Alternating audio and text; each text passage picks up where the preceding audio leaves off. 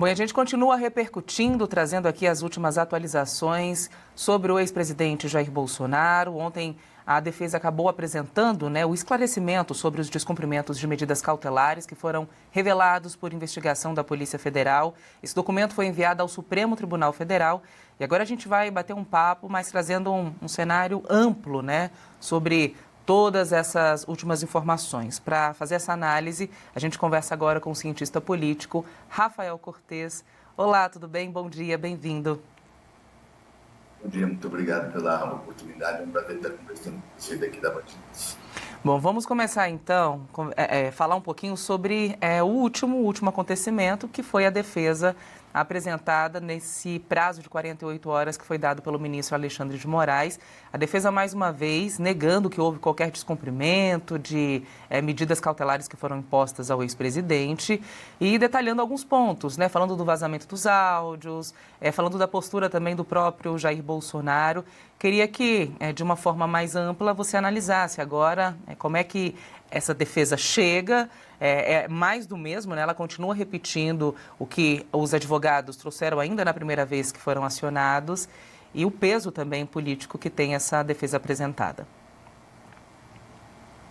Bom, acho que o primeiro passo é a gente aguardar e ver como é que o ministro Alexandre de Moraes vai interpretar, do ponto de vista jurídico, as razões alegadas pela defesa nessa última etapa. A gente vem de uma situação, o status quo é uma percepção por parte do Supremo Tribunal Federal que descumprimentos de medidas cautelares podem dar base legal para uma prisão preventiva. E aí acho que é mais ou menos um pouco essa é a expectativa, dado que é uma sequência de descumprimentos e as medidas cautelares têm ficado cada vez mais restritas. Então agora, digamos, é ver como é que o ministro Alexandre de Moraes vai interpretar as razões dessa defesa, que, como você bem apontou, está basicamente na mesma linha do que já foi feito anteriormente, de que o ex-presidente não teria descumprido e ainda chamado a atenção para algumas questões de forma, como, por exemplo, o vazamento dos diálogos, enfim, para tentar, de alguma maneira, evitar o que pode ser uma consequência. E acho que as considerações políticas, elas vão vir a partir desse fato. Teremos ou não esse pedido de prisão preventiva, aceito pelo Supremo Tribunal Federal, e a partir daí as implicações políticas podem ser, já no curto prazo, maiores, e a gente vai abrir a semana,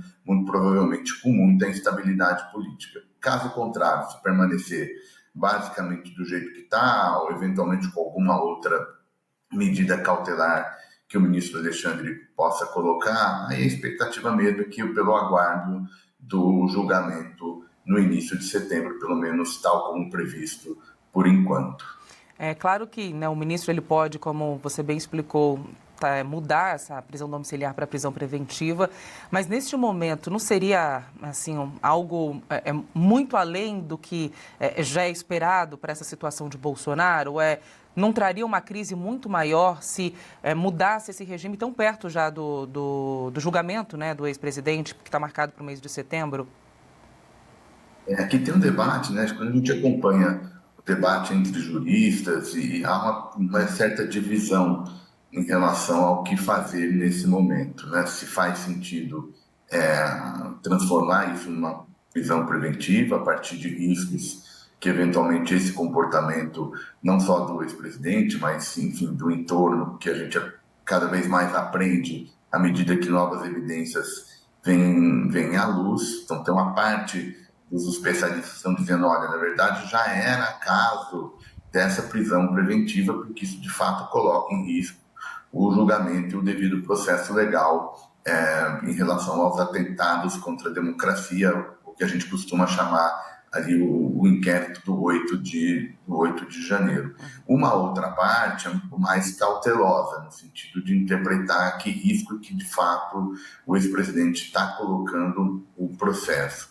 Certamente aqui, independente da tese que se assuma, tem uma leitura do impacto político. Nós estamos falando do ex-presidente, uma figura obviamente importante da República, e num cenário que o Supremo Tribunal Federal tem cada vez mais enfrentado resistências de uma parcela não só da opinião pública, mas de atores políticos pressionando cada vez mais o Supremo. Então tem aqui uma consideração de natureza institucional, ou seja, o Supremo Tribunal Federal tomar uma linha de comportamento que ajude ele a preservar a sua autoridade no tempo futuro, dado que o Supremo é objeto hoje de forte polarização política.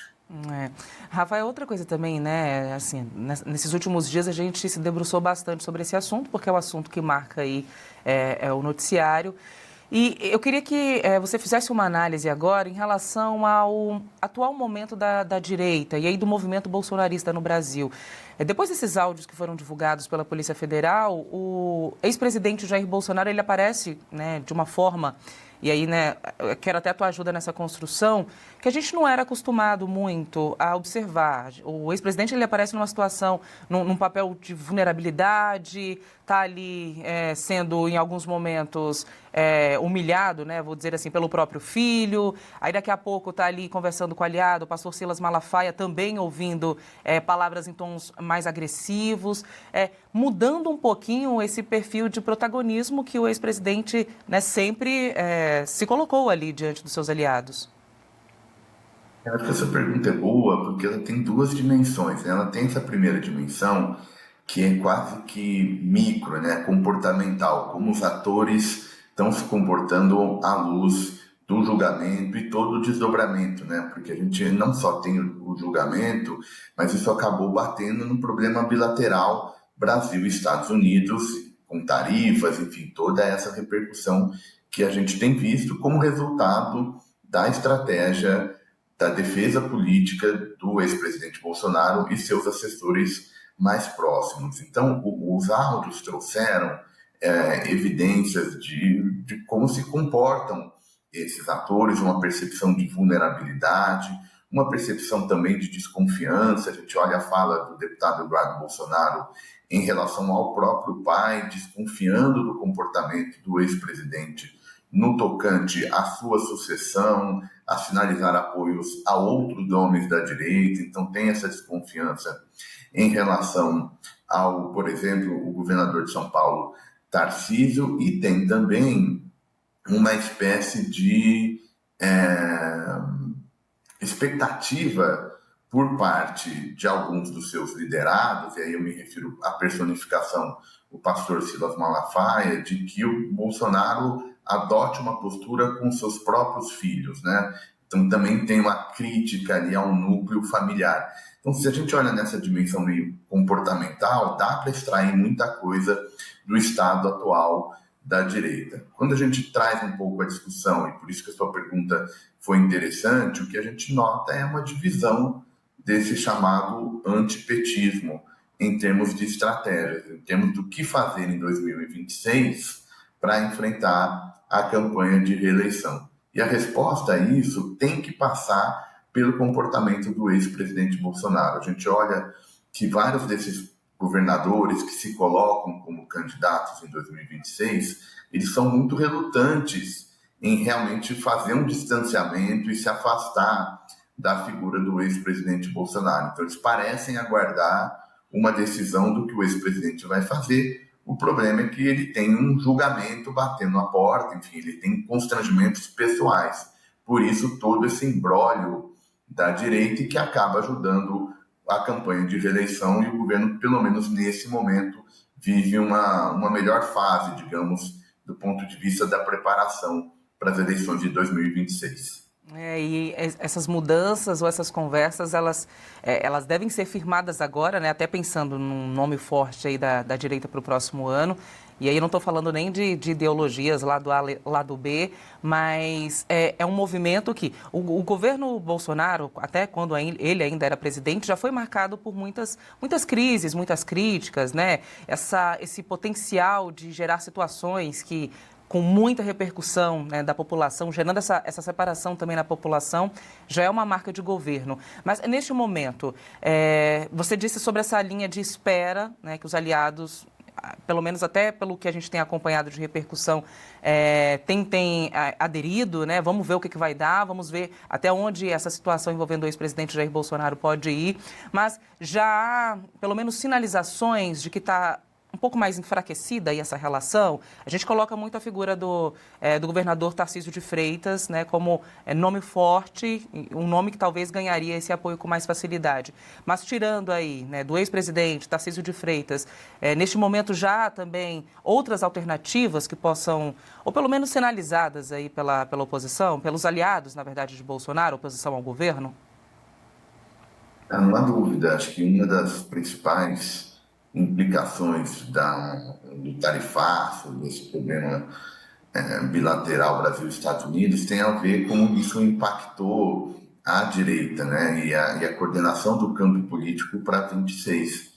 Dito de modo mais direto, ficou muito difícil, né, a convivência no interior do antipetismo entre a porção mais bolsonarista e a chamada direita tradicional ou centrão, como é que a gente queira chamar. Ficou muito difícil, porque é uma leitura de que uma parcela, se não a totalidade do problema bilateral, tem a ver com o comportamento do Eduardo Bolsonaro e seus aliados, no sentido de mobilizar a atenção de uma parcela do governo americano sobre a situação familiar. Então, tem uma leitura de que, na verdade, a luta para, de alguma maneira, evitar eventual punição do ex-presidente trouxe esse problema para as relações bilaterais, para a economia, e a percepção pública é de que é algo negativo.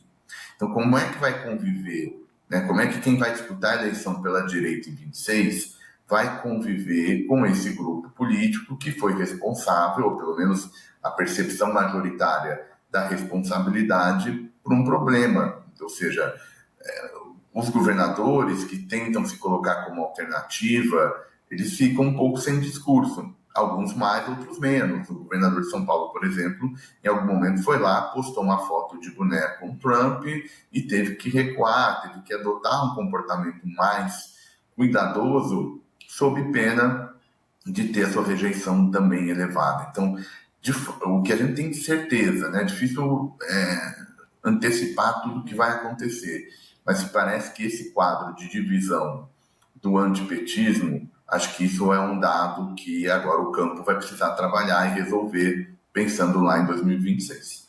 E a gente tem observado também esses reflexos no próprio Congresso Nacional, né? Uma instabilidade política acirrada.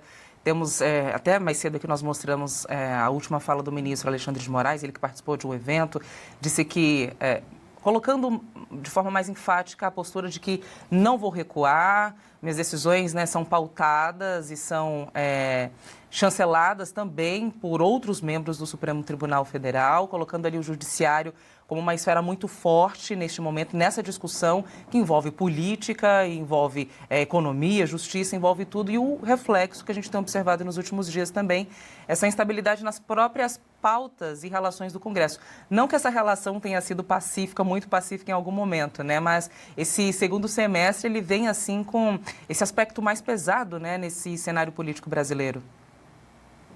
Não há dúvida, porque a gente está aqui falando de uma conexão entre executivo, legislativo e judiciário. Então, esse choque político promovido não só pelo julgamento, mas pela relação com os Estados Unidos, ele escancara também o estado da arte, ou o equilíbrio político que a gente tem nesse momento. E, de fato, há sinais claros que essa instabilidade atinge o processo legislativo. A gente já teve semanas que basicamente não era possível ter atividade legislativa por conta do comportamento de uma parcela da oposição.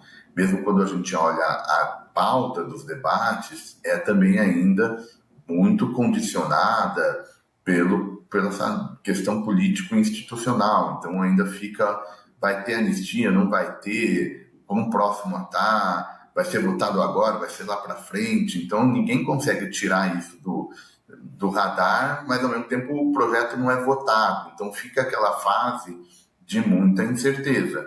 E isso dificulta a normalização da atividade legislativa. A mesma coisa também em relação ao Supremo Tribunal Federal. A gente tinha comentado aqui no nosso diálogo anteriormente de como o Supremo Tribunal Federal, devido ao protagonismo que ele tem na política nacional, seja porque muita coisa chega para ele decidir, seja porque o Supremo é o fórum de julgamento de líderes políticos que estão passando por algum tipo de processo, que tiveram denúncia, tudo isso vai parar no Supremo. Como é que o Supremo vai fazer para manter essa estabilidade institucional? Então, vai promovendo, sim, mudanças nessa balança de poder entre executivo, legislativo e judiciário. E creio eu que toda essa discussão, em alguma medida, ela vai estar presente nas eleições de 2026. Então, é bem possível que as eleições de 2026 sejam marcadas ainda por discussões relativas à democracia, ao papel dos poderes, deixando de lado, pelo menos amenizando o espaço para discussões em termos de agenda de desenvolvimento, de crescimento econômico, de justiça social, porque tem esse problema ainda batendo na porta da elite política.